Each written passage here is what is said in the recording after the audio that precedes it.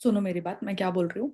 710 ना क्या बोलता है कि देखो, जब भी क्लाइंट आपके पास फाइनेंशियल स्टेटमेंट लेकर आता है, ठीक है, तो उस फाइनेंशियल स्टेटमेंट के साथ ना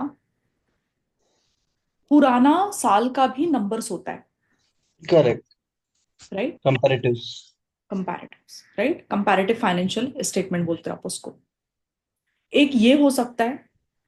दूसरा ऐसा भी सिनेरियो हो सकता है स्पेशल सर्कमस्टेंस में कि कभी ना एंटिटी ना पुराने साल का पूरा पूरा फाइनेंशियल इंक्लूड ना करे। जैसे कंपनीज एक्ट में तो अभी बोल दोनों साल का देना ही पड़ता है। बट हम ये ऑडिट सिर्फ कंपनीज के लिए तो नहीं पढ़ रहे हैं ना, we are starting from all entities point of view. तो सपोज ऐसा है हुआ कि कभी एंटिटी ने ना पुराना साल का पूरा कंपैरेटिव फाइनेंशियल इंफॉर्मेशन ना देते हुए एक छोटू सा ऐसा बना दिया, असेट्स, पीबीटी, डेटर्स, या share capital, loans and advances, profit before tax. मतलब करंट ईयर का पूरा फाइनेंशियल स्टेटमेंट बना एकदम प्रॉपरली। लेकिन जब कंपैरेटिव देना था ना तो उनको सब नहीं देना था। उनको छोटे मोटे ऐसे छोटे छोटे शेड्यूल्स बना के देने थे ऐसे। उनका उनकी इच्छा ऐसे एक दो उन्होंने बना के दे दिए फाइनेंशियल स्टेटमेंट में। ठीक है। नाउ दैट पर्टिकुलर शेड्यूल जो उन्होंने बना के दिया पिछले साल का, उन्होंने बोला पिछले साल का सब नहीं देंगे, ये दो चार सब सिर्फ दे देते हैं, करंट ईयर का पूरा इंफॉर्मेशन रहेगा। दैट छोटा schedule that you see here is corresponding figures. हाँ। दो दो वर्ड है आपके 710 में। Yes. Comparative information, this is the name, this is the theme of the standard, comparative information. लेकिन कंपैरेटिव इंफॉर्मेशन के दो भाई बहन, एक करस्पॉन्डिंग फिगर और एक comparative financial statement. Comparative financial statement आप बचपन से देखते हुए आ रहे हो फ्रॉम योर क्लास 11th कि करंट ईयर का पीरियड मिलता है, उसके बाजू में पुराना भी मिलता है। वो आपका comparative financial statement. Entity decided not to give comparative financial statement, rather than they decided to give कि कुछ रिस्पेक्टिव फाइनेंशियल स्टेटमेंट के लाइन आइटम्स होंगे जैसे असेट्स, लोन्स एंड एडवांसेस, कुछ भी उनकी जो इच्छा हुई वो ले लेंगे और उसका पुराना साल का फिगर देंगे, बाकी देने की जरूरत नहीं है। So that is called as corresponding figures. The thing is, हम क्या करें ये सब ज्ञान का मतलब, अगर एंटिटी कंपैरेटिव फाइनेंशियल स्टेटमेंट देती है तो हमारे रिस्पॉन्सिबिलिटी क्या वो होगी रिपोर्टिंग के टाइम पे। और अगर एंटिटी करस्पॉन्डिंग फिगर खाली देती है तो हमारे रिस्पॉन्सिबिलिटी क्या होगी ऑडिट और रिपोर्टिंग के पॉइंट ऑफ व्यू से। सो मैं यहीं पर सम अप कर देती हूं।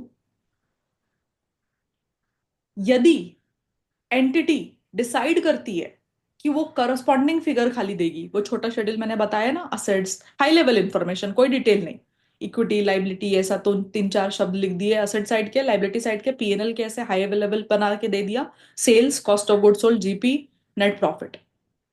So, in your opinion, you have no responsibility towards that prior period figure. आपको आपके ओपिनियन में रेफर करने की जरूरत नहीं है क्योंकि वो एक एडिशनल इंफॉर्मेशन एंटिटी ने बना के दिया है कॉरस्पॉन्डिंग फिगर्स के नाम पे। आप अपने ओपिनियन में रेफर नहीं करोगे उसको। ठीक है। कब तक, कब तक रेफर नहीं करना है? जब तक वो कॉरस्पॉन्डिंग फिगर्स में कोई मिस स्टेटमेंट ना हो। आप समझ रहे हो ना, आपके ओपिनियन को फर्क नहीं पड़ेगा अगर एंटिटी कोई ऐसे इस टाइप के शेड्यूल बना के दे। बट सवाल ऐसा है, मैं आपको एग्जांपल देती हूँ। पिछले साल के डेटर्स थे 20 करोड़ रुपीज। इस साल का डेटर्स है suppose 35 crore rupees. There is a significant increase of 15 crore का डेटर्स। ठीक है। द थिंग इज, जो पिछले साल का 20 करोड़ का अकाउंट रिसीवेबल का वैल्यू है, उसमें 2 करोड़ का अंडर स्टेटमेंट है। वो एक्चुअली 22 करोड़ होना चाहिए था। ठीक है। ये कैसे पता चला आपको? मतलब करस्पॉन्डिंग फिगर में है वो फिगर, आपको मालूम है कि यार ये 22 होना चाहिए था, ये 20 है। अब आप साल, आप ऑडिट तो करंट पीरियड का कर रहे हो। करंट पीरियड में अकाउंट रिसीवेबल का वैल्यू कितना था? 35। 35 CR। Hmm. Don't you think कि अगर वो 2 करोड़ की गलती नहीं सुधारी होगी पिछले साल के फिगर में, तो इस साल का ये 35 करोड़ का भी, 35 करोड़ में 2 करोड़ का अंडर स्टेटमेंट होगा। Yes. Because it is account balance. Account balance की गलती नहीं सुधारोगे तो कैरी फॉरवर्ड ही होगी ना। Had it been a PNL item कुछ फर्क नहीं पड़ता, क्योंकि पीएनएल उसी पीरियड में क्लोज हो जाता है। रिजर्व्स में प्रॉब्लम आता है, बैलेंस शीट में स्टिल प्रॉब्लम आएगा बट रिजर्व्स के थ्रू आएगा। सेल्स परचेज में दिक्कत नहीं आएगी, क्योंकि सेल्स परचेजेस पीएनएल आइटम वो पी फॉर द पीरियड होते हैं, बट अकाउंट बैलेंस में आएगी। सो व्हेन आई से टेल्स यू कि भाई कॉरस्पॉन्डिंग फिगर होगा तो तुम्हारे ओपिनियन में कोई फर्क नहीं पड़ेगा अगर कुछ गलती हुई पिछले साल भी तो, बोला आप बोलो कि no no no no no, मुझे फर्क तब तक नहीं पड़ेगा जब तक उस पीरियड में कोई गलती नहीं होनी चाहिए। अगर वो पीरियड में गलती है फाइनेंशियल स्टेटमेंट में और वो करस्पॉन्डिंग फिगर्स में दिख रही है, जिसकी वजह से मेरा करंट पीरियड नॉन कंपेरेबल बन रहा है ना, क्योंकि मैं करंट पीरियड में 35 करोड़ दे रहा हूं, पिछले साल में 22 करोड़ का है, 20 करोड़ का जो डेटर्स है, ये दोनों कंपेरेबल ही नहीं है ना बॉस, क्योंकि एक में गलती है दूसरे में गलती, मतलब दोनों में गलती वो फ्लो हो रही है। How do you compare this figures, right? So you are like no no no no, now this is going to affect my opinion. Got it? इतना ब्रीफ हम्म, सम अभी के लिए ठीक है? हम हम्म, इसको डिटेल में पढ़ेंगे, इसको आगे बहुत पढ़ना पड़ेगा। Yes ma'am. दूसरा केस, जब एंटिटी ने कंपैरेटिव मतलब 24-25 के साथ में 23-24 का भी फाइनेंशियल फिगर्स दिया है, hmm, do you have responsibility towards the previous figure, previous year period in your audit opinion? Yes ma'am. Yes, 100%। whenever the entity gives, वो चाहे 1 साल का दे या पिछले 5 साल का दे, अगर वो आपके फाइनेंशियल स्टेटमेंट का पार्ट बनता है, so automatically becomes your responsibility. When you are giving an opinion, you will refer to the all prior period financial statement presented by the entity, क्योंकि यूजर तो उसी हिसाब से पढ़ेगा ना भाई। यूजर तो सोचेगा ना कि ये एंटिटी ने ऑडिट किया होगा पिछले साल का, देखा है उसने, चेक किया है, कुछ गलती है तो अगर सपोज पिछले साल में गलती थी तो इस साल सुधरवाई होगी इस बंदे ने। यूजर तो ये कॉन्फिडेंस के साथ पढ़ रहा है आपके ऑडिट रिपोर्ट और audited financial statement, so your opinion should always refer to that. This is the brief, ठीक है? कि रिपोर्टिंग में क्या फर्क पड़ेगा, आपकी रिस्पॉन्सिबिलिटी सी, कोई भी स्टैंडर्ड यही बताता है कि ना आपकी रिस्पॉन्सिबिलिटी क्या है और अंत में आपको रिपोर्टिंग में क्या ध्यान देना पड़ेगा। रिपोर्टिंग वाला मैंने आपको बात बता दिया, अब रिस्पॉन्सिबिलिटी समझते हैं, ठीक है? रिस्पॉन्सिबिलिटी में, बिकॉज यहां पर हम पिछले साल की फिगर की बात कर रहे हैं, तो automatically there is another standard which told you कि ओपनिंग बैलेंस पे तुम ऑडिट करके आना, हम्म, 510। सो हम्म, 710 एंड 510 साथ साथ चलते हैं। ओपनिंग बैलेंसेस में accounting policies consistently carried forward होना चाहिए। If there is an change in the accounting policy that needs to be disclosed properly, if there is any misstatement in the opening balance that needs to be corrected in this period, ये hmm, अपन ने 510 में सीखा था। The same thing will apply in 710। Done? Hmm, ये दो चीजें आपको याद हो गई ना, मतलब एटलीस्ट आपका ब्रीफ आ गया, तो I think you have enough knowledge. एक सेकंड बस मुझे देना है ना, लेट मी सी। और कुछ आपको पहले से बताना है क्या?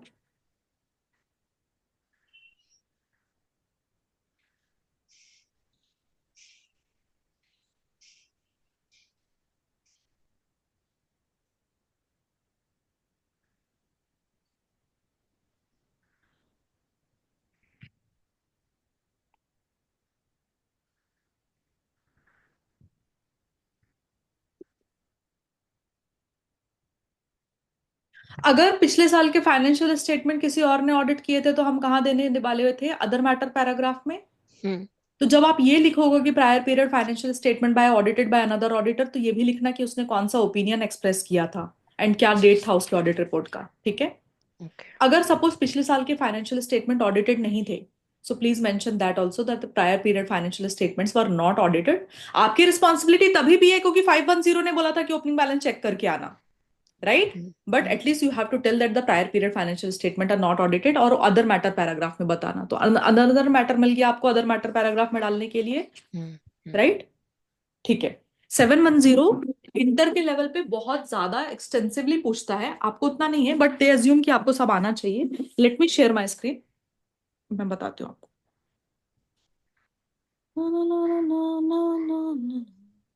मैम इन 510 अगर स्टेटमेंट्स रेक्टिफाई नहीं हुए करंट पीरियड में एंड प्रीवियस ऑडिटर ने मॉडिफाइड ओपिनियन दिया, तो I think we have to write the same modified opinion in this period also. Obviously. And also it may impact your current period financial statement as well, no? So you also have to check कि भाई इसकी वजह से पुराना गलती नहीं सुधारने की वजह से करंट पीरियड खराब हो जाएगा ना आपका तुरंत.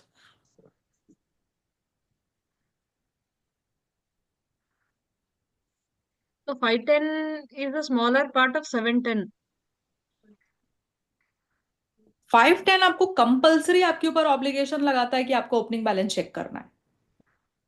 क्या पुराने, क्योंकि आपके उन्होंने कंपैरेटिव दिया, कंपैरेटिव नहीं दिया, आपके जो बैलेंसेस है तो वो तो पिछले साल से फ्लो करके आ रहे हैं. सो 710 एग्जिस्टेंस में रहे या नहीं रहे, ओपनिंग बैलेंस तो चेक करना ही है अपने को. ऐसा है वो. ठीक है. मतलब 510 is only concerned with opening balance, but 710 is whatever you give in the financial statements regarding comparative figures or financial statements, सब पर रिस्पॉन्सिबिलिटी ज्यादा है इसमें. या you have to check everything properly. Now this standard deals with auditor's responsibility regarding comparative information. मैंने बताया ना theme क्या है, comparative information in an audit of financial statement. When financial statement of prior period have been audited by predecessor auditor or not audited, and requirement of guidance in 510 regarding opening balance also apply. ठीक है. सो पिछले साल audit हो या नहीं हो, दोनों ही case में आपको 710 सिखाएगा कि कंपैरेटिव इंफॉर्मेशन को कैसे डील करते हैं, प्लस 510 का भी गाइडेंस हम एज इट इज लगाएंगे यहाँ पर. Ma'am I have a doubt, बोला. Very simple doubt. ये जो करस्पॉन्डिंग फिगर्स है, जैसा कि current year, sorry previous year और उसके पहले का पीरियड का, अगर इन्वेंट्री सपोज ये ईयर का 5 लाख है, लास्ट ईयर का 3 लाख है, that is nothing but corresponding figure. Correct. उन्होंने सिर्फ इतना करस्पॉन्डिंग फिगर दिया उसमें एक छोटा सा शेड्यूल बनाकर ये करके. हाँ. हाँ वो है. और comparative financial statement is nothing but पूरा फाइनेंशियल स्टेटमेंट बाजू बाजू. Correct correct correct. ठीक है. सो एंटिटी क्यों करती है ऐसा कि पूरा कंपैरेटिव नहीं देगी और सिर्फ छोटा सा शेड्यूल देगी ऐसा? बिकॉज दे जस्ट वांट कि भाई तुम करंट पीरियड पुराने फिगर से, जैसे सपोज अगर मैंने बोला कि मैं पूरा नहीं दूंगी लेकिन मैं पिछले साल का प्रॉफिट बिफोर टैक्स और इस साल का प्रॉफिट बिफोर टैक्स दूंगी, तो मैं सिर्फ चाहती हूँ कि तुम देखो कि प्रॉफिट पिछले साल के कंपैरिजन में हम कितना ग्रो हुए हैं. बट अगर मैं पूरा कंपैरेटिव फाइनेंशियल स्टेटमेंट देती हूँ तो मैं बोलती हूँ कि तुम सारे फिगर्स में मैच करो ना, हम कितना ग्रो हुए हैं, हाउ वी आर परफॉर्मिंग. वैसे ही गोल होता है. ठीक है. Now nature of comparative information depends on entity ने एएफआरएफ का क्या रिक्वायरमेंट फॉलो करके फाइनेंशियल स्टेटमेंट बनाया है. ठीक है. सो नॉर्मली इंडिया में एएफआरएफ में आपको हमेशा कंपैरेटिव फाइनेंशियल स्टेटमेंट दिखता ही है. When was the last time you saw a financial statement which did not have a previous year unless and until वो entity का ही first year है, right? But still there are two broad approaches to auditors reporting responsibility in respect of comparative information. एक corresponding figures, दूसरा comparative financial statement. ठीक है. Approach क्या follow करेगा वो डिपेंड्स ऑन द लॉज और regulation but may also depend on the specified terms of engagement. Client भी बोल सकता है कि what you have to refer to. Essential audit reporting differences between the approaches are: for corresponding figures you refer to only current period. For comparative financial statement, each period for which financial statement are presented. ये हम agree करके आए थे. Corresponding figure में आपका opinion सिर्फ current period के बारे में होगा, you will not refer to previous periods. But for comparative financial statement your opinion will refer to each period for which the financial statements are presented. Yes Tanisha. Ma'am comparative information का मतलब एक बार बोलो. जहां पर मतलब आप कंपैरेटिव करंट पीरियड को पिछले किसी इंफॉर्मेशन के साथ में कंपेयर कर पा रहे हो, वो अपना कंपैरेटिव इंफॉर्मेशन. सम एग्जांपल एक. मतलब क्लाइंट चाहे तो, क्लाइंट की इच्छा है ना ना ना ना ना ना ना ना ना. लाइक फॉर एग्जाम्पल, जब हम फाइनेंशियल स्टेटमेंट्स या लिस्टेड एंटिटीज के रिजल्ट्स आते, तो generally people will compare what what is its net profit with that of previous net पर profit या फिर वो पीबीटी तो या एबिटा। करस्पॉन्डिंग फिगर्स या कंपैरेटिव फाइनेंशियल स्टेटमेंट्स में होगा क्या? स्टेटमेंट मतलब पूरा आएगा, फिगर मतलब कंपेयरिंग विथ, जैसा कि EBT, what is the earning per share, share का अर्निंग, क्या आई या profit understood before what is taxes या कंपेयर। एबिटा। हाँ, वैसा कंपेयर करते बस। देखो, entity has given you this financial statement, I am your client Tanisha, I told you Tanisha please इसका ऑडिट करके दे दोगे क्या? Do you have anything to compare here? मतलब यूजर को अगर यही फाइनेंशियल स्टेटमेंट ऑडिट होकर गया तो यूजर किससे कंपेयर करेगा पुराना फिगर? आप तो ओपनिंग बैलेंस चेक करोगे क्योंकि आपके ऊपर 510 का ऑब्लिगेशन है, बट यूजर कैसे कंपेयर करेगा उस फाइनेंशियल स्टेटमेंट को? There is no comparative information, गायब ही है। मैं वापस आई आपके पास, मैंने बोला मुझे 24-25 एंड 23-24 ये दोनों को ऑडिट करके दे दो। अब जब आप ऑडिट करके ऑडिट रिपोर्ट और ये ऑडिटेड फाइनेंशियल स्टेटमेंट आगे जाएगा पब्लिक के पास, तो क्या उनके पास कंपेयर करने का इंफॉर्मेशन है? The answer is yes, hmm. They have. So this, जब ये पूरा फॉर्मेट आएगा तो आप बोलोगे अच्छा मुझे मेरे पास एंटिटी जो है पूरा कंपैरेटिव फाइनेंशियल स्टेटमेंट दे रही है। एंटिटी बोली ऐसा कुछ नहीं करना है मुझे, मैं सिर्फ करंट पीरियड दूंगी, एंड करंट पीरियड का पीएनएल बैलेंस शीट के साथ में ना मैं चाहती हूं कि मेरा cash flow from operating, cash flow from investing, cash flow from financing, ये जो है दोनों पीरियड का जाना चाहिए, प्लस मेरे नॉन करंट असेट्स जो हैं वो दोनों पीरियड के जाने चाहिए, और मेरे करंट असेट्स का पोजीशन दोनों पीरियड का जाना चाहिए, एंड मेरा ऑपरेटिंग प्रॉफिट कितना था वो जाना चाहिए। कोई नेट प्रॉफिट, बॉटम लाइन, फलाना ढिमकाना कुछ नहीं, सिर्फ इतना इंफॉर्मेशन देना चाहती हूँ मैं दोनों पीरियड का। बाकी फाइनेंशियल स्टेटमेंट मैं सिर्फ करंट पीरियड का बनाऊंगी। तो ये हो गया कंपैरेटिव इंफॉर्मेशन, करस्पॉन्डिंग फिगर, जहां पर मैंने पिछले साल के फिगर सिर्फ इसलिए दिए हैं ताकि जब आप 24-25 के वो फिगर्स देखो तो आप उनको समझ पाओ कि यार मेरा क्या बिजनेस पोजीशन रहा है, मैं क्या ग्रो कर रही हूँ नहीं कर रही हूँ। They are given only to be read with these figure, otherwise इन फिगर्स के अस्तित्व का इस फाइनेंशियल स्टेटमेंट में कोई मतलब नहीं है। They are given only to be read with the current period financial information. Because of corresponding figures only, अगर कंपनी में ग्रोथ दिखता, अगर हर एक चीज इंक्रीज हो रही, तभी तो पैसा डालते ना लोग। Correct, exactly. So you can choose, मतलब हम्म। एंटिटी कैन चूज कि मुझे कैसा दिखाना है boss. It also depends on कि एएफआरएफ का रिक्वायरमेंट क्या है। आप देखो ना, मतलब अगर इंडियास अकाउंटिंग स्टैंडर्ड उनको बोलते हैं कि तुमको कंपैरेटिव देना है दोनों पीरियड का, तो कंपैरेटिव देना है, फिर सवाल नहीं है वहां पर कि कंपैरेटिव फाइनेंशियल स्टेटमेंट जाना चाहिए। बट जहां पर एएफआरएफ नहीं बोल रहे, दे कैन चूज कि मैं करस्पॉन्डिंग देना चाहता हूँ। ठीक है, सो इट डिपेंड्स ऑन की रिक्वायरमेंट कहाँ ओके। से आ रही है। ठीक है, इसलिए मैंने बोला कि अपने को इंडिया में कहाँ मिलते हैं करस्पॉन्डिंग फिगर वाले फाइनेंशियल स्टेटमेंट? नहीं मिलते ma'am, for listed entities they will give. They will not give prior period, only the current period listed no company. Ma'am, no no, they will give for 2-3 years also listed entities, मतलब जितने भी stock exchange में recognised है ना, तो दे will give for at least, जैसा पीएसयूस है तो दे will give for 2-3 years also. That's what I am saying. So I am saying कि करस्पॉन्डिंग फिगर खाली नहीं मिलते हैं इंडिया में। जो है इंडिया में रेगुलेटरी रिक्वायरमेंट ऐसा है कि आपको कंपैरेटिव फाइनेंशियल स्टेटमेंट चाहिए, यस, सिर्फ यस। करस्पॉन्डिंग फिगर मिलेगा ऐसा नहीं होता है। दैट्स व्हाट आई मेंट, आई है ना? थिंक जो करस्पॉन्डिंग फिगर्स है इन द, मतलब रिपोर्ट के बाद जो जैसा कि चेयरमैन्स रिपोर्ट है वगैरह, मतलब वो बोर्ड उसमें देते हैं, मतलब not in but that auditor के बिकम्स पास ऐसे से नहीं सेवन आता। वो ट्वेंटी रेशियो एनालिसिस डोंट होता है। कंपेयर दैट विथ हाँ। हेयर ना। अभी आप 720 710 को मर्ज करोगे, and good you ask this question. अगर वो एनुअल रिपोर्ट में अदर छोटू सा फिगर ग्राफ वगैरह बन रहे थे, तो वो आपका 720 का अदर इंफॉर्मेशन है, then hmm. That is not your corresponding figure. Corresponding figures become part of your financial statement only. So please have that hmm. Segregated in your mind right now. Hmm. उसके लिए अपन 720 पढ़ेंगे। हम्म। हाँ, corresponding figures नहीं देते, comparative financial information ही देंगे। हाँ, figures मतलब we should apply substantive procedures, मतलब एनालिटिकल प्रोसीजर्स अपन अप्लाई करना पड़ता है कि भाई सेल्स तुम्हारा 15% से इंक्रीज हुआ तो ऑब्वियसली तुम्हारा प्रॉफिट भी उतना increase we will expect. Correct, अगर करेक्ट। प्रॉफिट, हाँ प्रॉफिट इंक्रीज नहीं हुआ तो वी विल सी कुछ एक्स्ट्राऑर्डिनरी आइटम्स है या व्हाट्सोएवर, या किस में खर्चा बढ़ गया, that we have to analyze from our end. Now आपका ऑब्जेक्टिव क्या? आपने रिपोर्टिंग रिस्पॉन्सिबिलिटी तो ऐसे है ना, आपको मतलब पहले ही चालू होते ही बता दी कि आपकी ओपिनियन में क्या डिफरेंस रहेगा दोनों केस में, दोनों अप्रोच में, राइट? तो एक जगह पर हम सिर्फ करस्पॉन्डिंग फिगर में हम सिर्फ करंट पीरियड रेफर करेंगे, कंपैरेटिव फाइनेंशियल स्टेटमेंट में हम ईच पीरियड प्रेजेंटेड, सिर्फ ऐसा नहीं कि पिछला साल, ईच पीरियड, हो सकता है पिछले 5 साल का फाइनेंशियल स्टेटमेंट हो। ऑब्जेक्टिव क्या है आपका?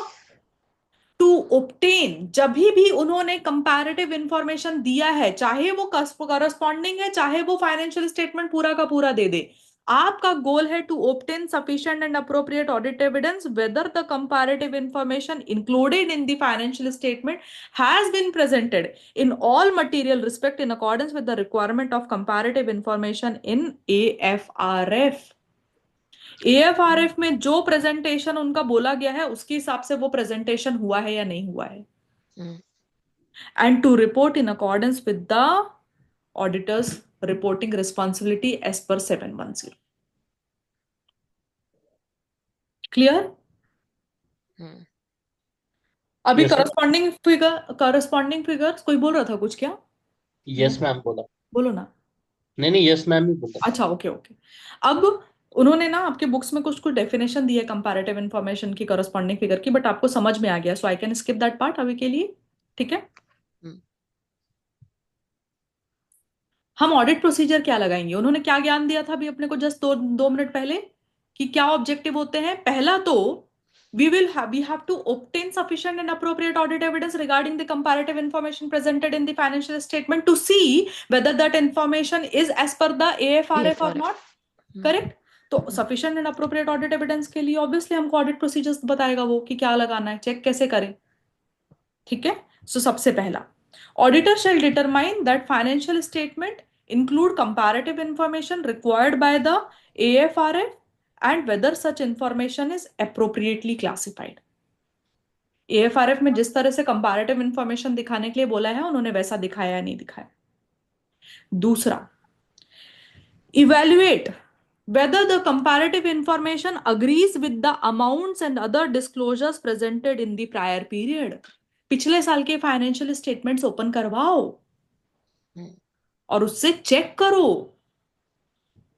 कि भाई वही पीरियड पिछले साल था क्या? पता चला पिछले साल के फाइनेंशियल स्टेटमेंट में कुछ और कंपैरेटिव डालने के टाइम पे वैल्यू चेंज कर दिया, ऐसा कैसा? ठीक है। Second, accounting policies reflected in the comparative information are consistent with those applied in the current period, or if there have been any changes in the accounting policies, whether those changes have been properly accounted for। ऐसा हो सकता है ना boss कि पिछले साल तक आप WDV फॉलो कर रहे थे, तो उसके हिसाब से तो आपका फिक्स्ड असेट का जो वैल्यू निकला होगा वो WDV के हिसाब से होगा। इस बार आपने चेंज कर दिया टू सम अगेन, कुछ स्पेशल मेथड्स दिए आपके AS10 पे, राइट? प्रोडक्शन के बेसिस पे या सम अदर बेसिस पर आपने वो निकालना चालू कर दिया। I am just giving you an example कि अगर आप अकाउंटिंग पॉलिसी चेंज कर रहे हो तो ये जो पिछले साल का फिगर है ये तो कंपैरेटिव ही नहीं रह जाएगा ना, तो फिर कंपैरेटिव फाइनेंशियल स्टेटमेंट क्यों बोल रहे हो? कंपैरेटिव बोलने के लिए apple to apple comparison possible होना चाहिए बॉस। अगर दोनों फिगर को निकालने के लिए आपने अकाउंटिंग स्टैंडर्ड का अलग इस्तेमाल किया है तो how that becomes comparable? So इसके लिए अगर if there any changes in the accounting policies current year versus previous year में, तो आप रिफ्लेक्ट करो प्रॉपरली कि क्या डिस्क्लोज किया है, क्या चेंजेस किए हैं, प्रॉपरली अकाउंटेड होना चाहिए एंड प्रेजेंटेड एंड डिस्क्लोज्ड होना चाहिए। क्लियरली ये सेम चीज आपको 510 भी सिखाता था, राइट?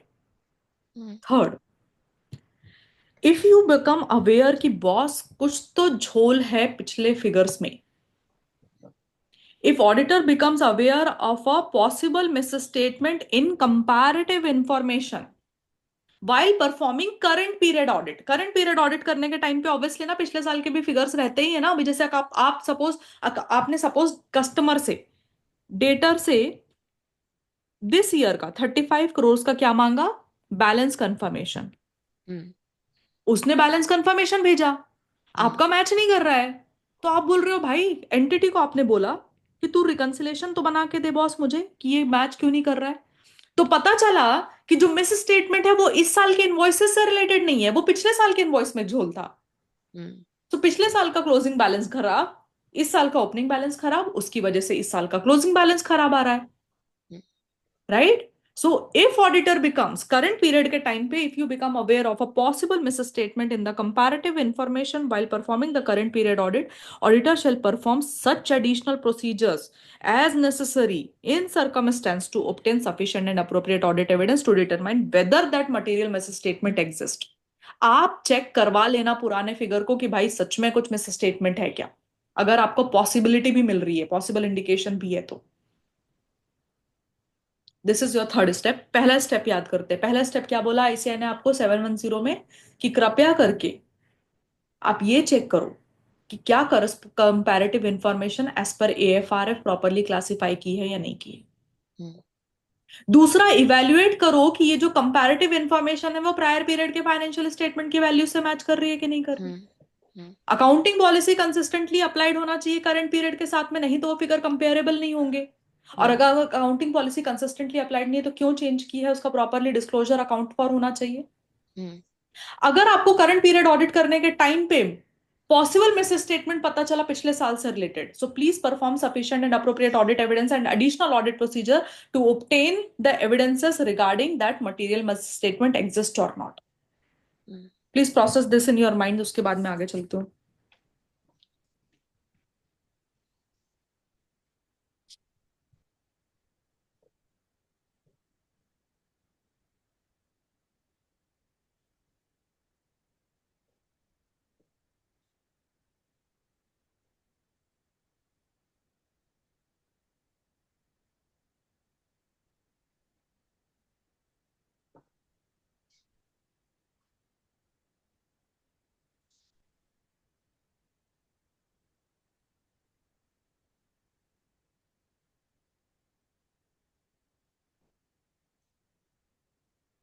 Yes ma'am. एवरीवन ठीक है। ऊपर वाला जनरल ऑडिट प्रोसीजर्स थे, अब दो स्पेसिफिक पॉइंट है। सपोज पिछले साल आप ही ऑडिटर थे, ठीक है, एंड अब आपको पता चला, पिछले साल आप ही ऑडिटर थे, आपने ऑडिट करके फाइनेंशियल स्टेटमेंट क्लोज कर लिया। करंट पीरियड में आपको पता चल रहा है कि ऐसा कोई इवेंट हुआ जिसकी वजह से इंडिकेशन आया कि पिछले साल के फाइनेंशियल स्टेटमेंट में झोल है, तो that becomes your subsequent event. Hmm then you deal that about regarding the subsequent event के जो कंडीशन है उसके हिसाब से उसको डील करो, correct. If the auditor had audited prior, किसी और ने किया है तो इट्स अ डिफरेंट केस, ठीक है, क्योंकि सब्सिक्वेंट आपके करने के टाइम पे आपको कैसे नहीं नोटिस हुआ। तो this is the problem generated by you only, no, so you deal that as a subsequent event में 560 में। If the auditor had audited prior period financial statement, auditor shall also follow the relevant requirement of SA 560। ठीक है, क्योंकि हो सकता है कि 560 710 आपको कंबाइन करके देखना पड़ेगा।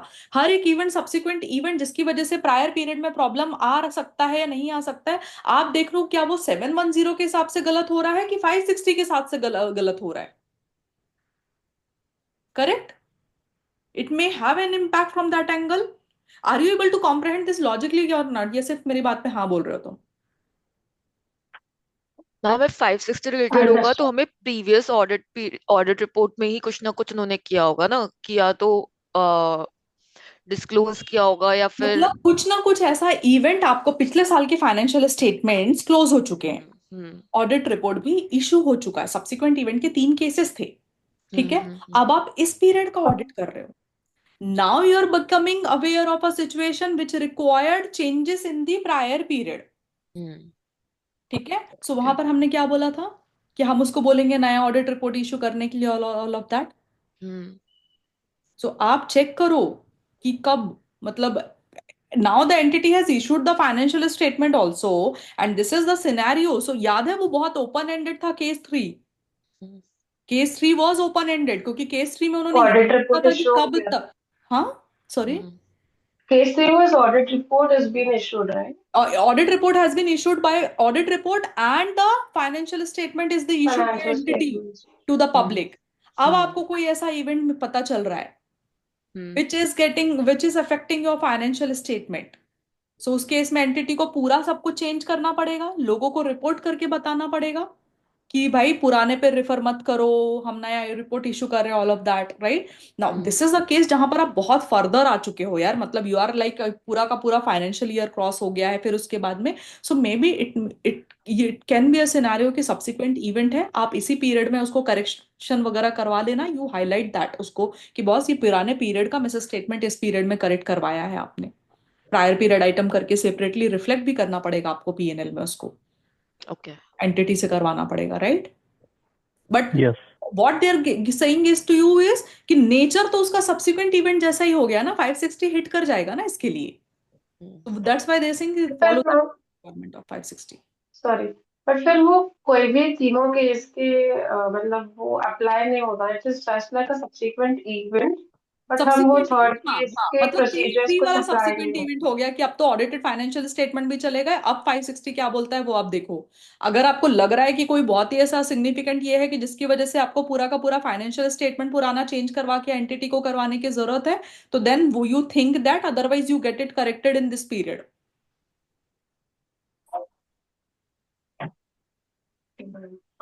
क्योंकि there is no time limit as such by saying, जिसमें इसमें बोला गया कि कब तक आप नया सेम फाइनेंशियल स्टेटमेंट का अनअमेंडेड ऑडिट रिपोर्ट इशू कर सकते हो, right? Is there a deadline max period कि अब तक इतना?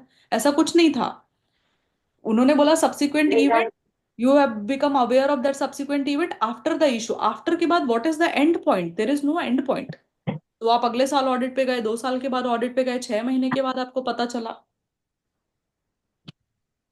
राइट? दैट इज वाई तो वी आर सो इसमें फिर प्रीवियस फाइनेंशियल स्टेटमेंट्स में ही अमेंड हो जाएंगे, करंट ईयर में कुछ नॉर्मली इम्पैक्ट नहीं प्रीवियस है। फाइनेंशियल स्टेटमेंट नहीं अमेंड करते हैं, हम करंट पीरियड में वो चेंजेस करवाते हैं एंड फिर उसको वो हम फाइनेंशियल स्टेटमेंट में डिस्क्लोज करके रिफ्लेक्ट करवाते हैं कि ऐसा है, क्योंकि रिपोर्टिंग सब जगह चुकी होती है, right? That audited financial statement has gone many places. So what we do is we make दो changes in the current period, we reflect that as a prior period item, ताकि अपने क्लोजिंग बैलेंसेस सही हो जाए और अपन disclosure audit report वगैरह में disclose कर देते हैं उसको, ओके। ठीक है? But that has become your subsequent event only because वो पिछले साल से रिलेटेड था,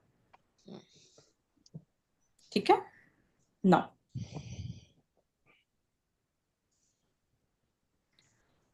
take written representations from management as part of your audit procedure। किस चीज से रिलेटेड? जितने भी पीरियड उन्होंने फाइनेंशियल स्टेटमेंट, सी अभी भी एक चीज याद रखो, ऑडिटर की रिस्पॉन्सिबिलिटी आपके ऊपर है, बट एंटिटी की फाइनेंशियल स्टेटमेंट बनाने की रिस्पॉन्सिबिलिटी होती है, राइट? तो you have to take the written representation from the management regarding all those prior period की, उन्होंने प्रायर पीरियड की सारी information properly disclose and present की है करंट पीरियड के फाइनेंशियल स्टेटमेंट के साथ में, राइट? नॉर्मली भी आप रिटर्न 580 में यही रिटर्न रिप्रेजेंटेशन क्या लेते हो मैनेजमेंट रिस्पॉन्सिबिलिटीज के बारे में, 3 बेसिक रिस्पॉन्सिबिलिटीज के बारे में वहां पर रिटर्न रिप्रेजेंटेशन लेते हो, जिसका पहला ही यही था कि आप एएफआरएफ के हिसाब से फाइनेंशियल स्टेटमेंट बना एंड प्रेजेंटेड एंड डिस्क्लोज्ड है या नहीं है। तो सेम प्रायर पीरियड से भी रिलेटेड यहां पर ले लेना आप। As required by 580, auditor shall request written representation for all the periods referred to in the auditor's opinion. Auditor shall also obtain specific written representation regarding any prior period item that is separately disclosed in the current year. अगर entity ने suppose prior period में कोई entry omit कर दी थी, omission हो गया था उनसे, आई एम नॉट सेइंग कि कोई मटेरियल फ्रॉड हुआ है, ओमिशन हुआ गया था, तो एंटिटी ने करंट पीरियड में उसको as per your what is that, Ind AS कौन सा है आपका, इंडेस 5 प्रायर पीरियड आइटम वाला, इंडिया से 510, सॉरी इंडेस, ओके, हाँ हाँ, इंडेस 8। इंडेस 8 है ना, बिकॉज अकाउंटिंग स्टैंडर्ड यस 5 है तो उसका कॉरस्पॉन्डिंग इंडेस 8 हो गया। तो इंडेस 8 बताता है ना कि प्रायर पीरियड आइटम का ओमिशन वगैरह उनको सेपरेटली पीएनएल में प्रायर पीरियड आइटम करके डिस्क्लोज करना पड़ता है। सेम ही रिक्वायरमेंट है ना, जैसे इंडेस 5 एस 5 का था वैसा सेम ही है ना। So what that is what they are saying कि अगर उन्होंने करंट पीरियड फाइनेंशियल स्टेटमेंट में, मतलब स्टेटमेंट ऑफ पीएनएल में आता है ना, अगर कोई आइटम सेपरेटली डिस्क्लोज किया as a prior period item तो उसके भी रिगार्डिंग आप ऐसे 580 का रिटर्न रिप्रेजेंटेशन ले लेना। सो यहाँ पर दो WRs है, एक जो जनरल सारे प्रायर पीरियड के बारे में होगा, क्योंकि you have to save yourself ना एंड में, मतलब आप आपके थोड़ी जिम्मेदार रहोगे हर बार। देन सेकंड क्या था, specific WR for Indians 8 items. क्या बोलती पब्लिक? सिंपल ऑडिट प्रोसीजर, क्या यहां पर कहीं पर भी comparative financial statement corresponding figures ऐसे शब्दों का इस्तेमाल किया है नो, इस आंसर में? नहीं मतलब सेम ऑडिट प्रोसीजर दोनों नहीं केस में दोनों लगेगा। पर yes. So there can never be a question on SS 710 for audit procedures जहां पर दोनों के बारे में अलग अलग आंसर लिखना पड़ेगा। So this answer will remain same। मतलब यहां पर गेम कहां पर होगा? रिपोर्टिंग रिस्पॉन्सिबिलिटीज में।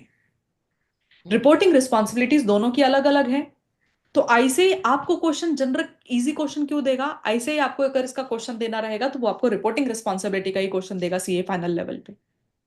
दे में ask this at a CA inter level. हालांकि सीए इंटर लेवल पे भी उन्होंने गेम कर दिया था। अभी जो एग्जाम हुआ था ना in the month of what, अभी कौन सा मंथ गया, जनवरी ना? January in yes. That month they ask the reporting responsibility toward the comparative financial statement as per 710, और इंटर के लेवल पे 710 कोई ढंग से नहीं पढ़ के जाता है। Honestly I am telling this to you, 710 720 बहुत फार फेस्ड है भैया, वहां पर लोग 706 तक पहुंच जाए वही बहुत बड़ी बात होती है उनका। मोस्ट ऑफ द बच्चों ने वो गलत किया है, बट ऐसे ही उनके लेवल पे भी एग्जाम पेपर टफ बनाने लगा है अभी बहुत ज्यादा। ठीक है। सो अगर आपको ये लग रहा है कि हाँ यार इसमें मेहनत करना पड़ेगा, तो इमेजिन उन बच्चों को जो कभी क्लाइंट प्लेस पे गए भी नहीं है, उनको ये याद करना पड़ता है 710। चलो लेकिन फटाक से हम रिवाइज अच्छा करेंगे रे। Audit procedure and then will move to the reporting responsibility. Ma'am, ये रिटर्न रिप्रेजेंटेशन में आपने दो लिखे थे, एक तो specific written representation and date और उसके ऊपर क्या लिखा? सारे प्रायर पीरियड का फाइनेंशियल स्टेटमेंट ओके। जो कंपैरेटिव जो उन्होंने दिया है वो बराबर दिया है क्या? मैं जूम इन करती हूँ फिर आप पढ़ो इसको, है ना? आई पॉज द रिकॉर्डिंग, ये याद कर लो अभी।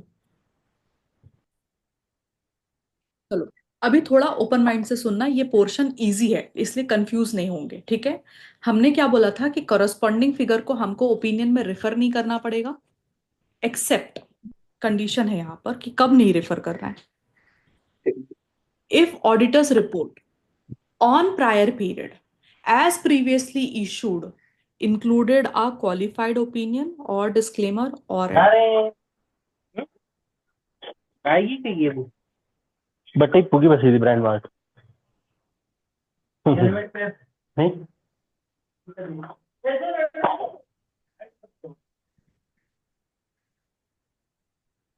सर आपकी इजाजत है तो हम पढ़ ले क्या थोड़ा सा? Abhay sir, sorry ma'am. ठीक है। सो हमने क्या बोला था, we will not refer to the corresponding figures except when the prior period का जो ऑडिट रिपोर्ट है जो प्रीवियसली इशू हुआ है उसमें क्वालिफाइड या डिस्क्लेमर या फिर एडवर्स ओपिनियन है। क्योंकि हमको अगर सपोज ओपिनियन नेगेटिव था पिछले पीरियड में, तो हमको देखना पड़ेगा ना कि करंट पीरियड में उसका इम्पैक्ट आ रहा है या नहीं आ रहा है। And matter which give rise to modification is unresolved. See, पुराने रिपोर्ट में मॉडिफिकेशन होना इज नॉट अ पाप, बट मॉडिफिकेशन है और इस साल भी करेक्ट नहीं किया है, ये क्या नॉनसेंस है? हमारा प्रॉब्लम तब बनेगा ना, सपोज उन पिछले साल मॉडिफिकेशन था, ऑडिटर ने दिया था, इस साल उन्होंने ठीक कर लिया, तो हमको कोई दिक्कत नहीं है। हमको दिक्कत कब है कि मॉडिफिकेशन है और इस साल भी मैटर अनरिजॉल्व है। Then in that case you shall modify the opinion on current period financial statement in the basis of modification paragraph in auditor report। आपको लिखना पड़ेगा either, आप क्या करोगे, you will refer to both current period figure and corresponding figure in the description of matter giving rise of modification when the effect और the possible effect of the matter on the current period figures are material. आपके पास option एक है, या तो फिर in other cases explain that the audit opinion has been modified because of the effect और possible effect of unresolved matter on comparability of the corresponding figures and. उन्होंने दो चीजें बोला, मैंने तुमको एक चीज बोला था ना,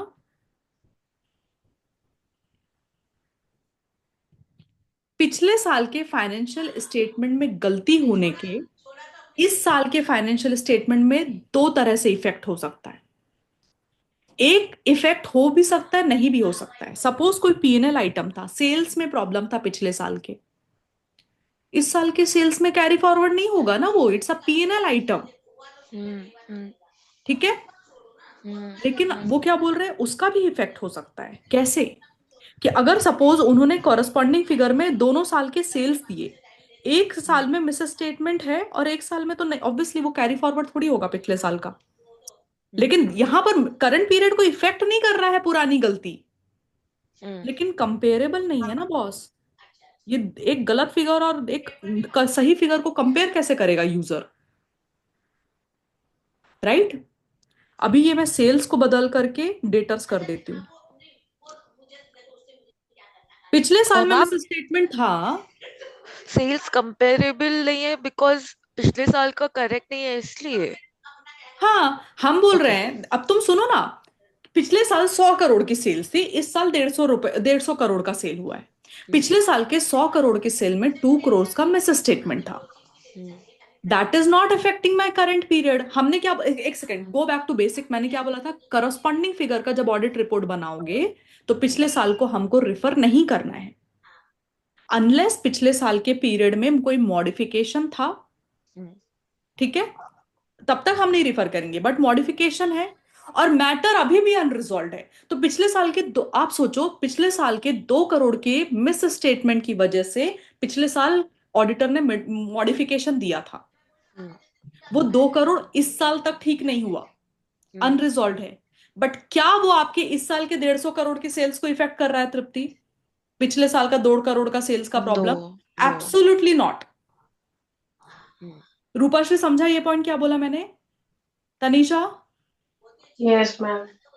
मैं ये वापस समझाऊंगी in the next class, but आप समझो मैं क्या बोल रही हूँ। लॉजिकली सेल्स में पिछले साल गलती है, सपोज ये सेल्स है और पिछले साल गलती है, वो मैटर अभी भी अनरिजॉल्व है, लेकिन इससे मेरे करंट पीरियड में तो कोई दिक्कत नहीं आ रही है ना। नो।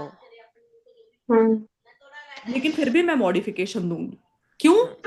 क्योंकि तुम करस्पॉन्डिंग फिगर्स करके सेल्स दिखा रहे हो और ये फिगर्स आपस में कंपेरेबल ही नहीं है। Okay, clear logic? सुरभि देखो कैसे सो रही है। Ma'am No, ma'am, I'm not sleeping. हाँ बोलना। हेलो मैम, अगर करस्पॉन्डिंग फिगर को अगर करेक्ट करते हैं तो करेक्ट करते हैं तो फिर ये पॉइंट नहीं आएगा ना, क्योंकि ये रिजॉल्व हो जाएगा ना। ओके। तो दोनों अब कंडीशन क्या था कि सैटिस्फाई होनी स्टेटमेंट चाहिए, है मैम और अनमॉडिफाइड। अनरिजॉल्व है। मैम ये सेम पॉइंट ना फाइट एंड पे ही दिया था ना, बट वो सिर्फ ओपनिंग बैलेंसेस के रिलेटेड ही था यहाँ पर एग्जैक्टली पूरा। एग्जैक्टली। बट यहाँ पे मैं अपने को मतलब we will definitely ask you please make changes. अगर नहीं करते तो ये पॉइंट आएगा, राइट? हाँ, so there is a modification but that is also unresolved. Rishabh 2 minutes, I'm just finished. हाँ हाँ हाँ हाँ मैं ज्वाइन कर। थैंक्स। सो मॉडिफिकेशन है, अनरिजॉल्व है, और वो मॉडिफिकेशन है और अनरिजॉल्व है, ठीक है, ये प्री कंडीशन होनी चाहिए। वो ईदर ऑफ कर सकती है क्या? या तो वो करंट पीरियड को इफेक्ट कर सकती है, जैसे कि अगर बैलेंस शीट आइटम हुआ तो करंट पीरियड को, अनरिजॉल्व मैटर है तो बैलेंस है ना, क्योंकि वो करंट पीरियड को तो इफेक्ट करेगा ही ना बॉस। तो आप बोलोगे कि नहीं नहीं I will modify. PNL item हुआ तो वो करंट पीरियड को इफेक्ट नहीं करेगा बॉस। ये सपोज कोई डिस्क्लोजर रिक्वायरमेंट था, वो करंट पीरियड को कुछ इफेक्ट नहीं कर रहा है, बट वो इंफॉर्मेशन आपस में कंपेरेबल नहीं होगा, करंट पीरियड एंड पुराना पीरियड, तो then again you will issue modification. Clear logic? ठीक है।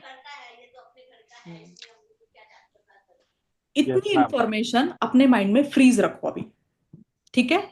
मैं इसके आगे फिर आपको लेकर के जाती हूँ, क्योंकि ये इंटरेस्टिंग है। मतलब ये वाला रिपोर्टिंग अपने को पूरा बोलना आना चाहिए। सो नेक्स्ट क्लास, मतलब कल ही ना, मंडे का, अभी हमारा नेक्स्ट क्लास जब होगा, तो I will cover rest of the areas वहां पर। Okay ma'am. देन पहले मैं कॉरेस्पॉन्डिंग पूरा खत्म करूंगी एंड फिर हमको कंपैरेटिव भी पढ़ना है। कंपैरेटिव अभी तक हमने पढ़ा नहीं है, रिपोर्टिंग रिक्वायरमेंट उसका, तो पहले नहीं ये नहीं खत्म करेंगे, उसके मल्टीपल केसेस है ना कि पिछले साल किसी और ने ऑडिट किया था, तो ये सब ऐसा पढ़ना पड़ता है उसको पूरा। ठीक है, बट अपने को बोलना ओके आएगा इतना, अपन अच्छे से पढ़ेंगे उसको। Just give me some time, मतलब I have other people waiting for me, I am really sorry, इसके लिए मैं श्योर वेट श्योर नहीं कर श्योर रही उस टॉपिक नो को। Worries no worries okay, thank you हाँ so much for showing up on Sunday, thanks a lot. Thank you ma'am bye bye bye bye, happy ma'am Sunday Bye, ma'am. Happy Sunday. Bye happy Sunday, rest of the Sunday. Bye bye Dipen, bye bye Abhay, bye Surabhi, Tanisha, Bye, ma'am. Tripti, bye Rupashree, bye everybody.